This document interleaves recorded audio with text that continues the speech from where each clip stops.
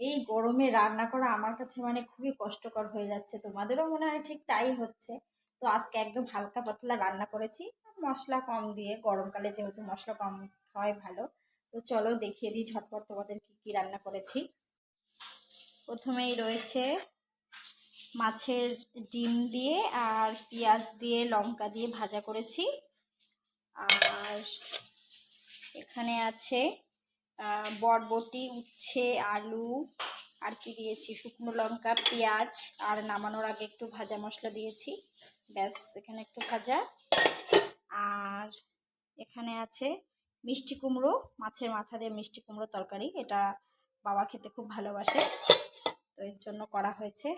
আর এখানে আছে কালো জিরে তেলে দিয়ে আলু বড়ি দিয়ে রুই মাছের ঝোল। ব্যাস, সিম্পল। এই হচ্ছে আমাদের মেনু। আর তার সঙ্গে তো ভাত রয়েছেই।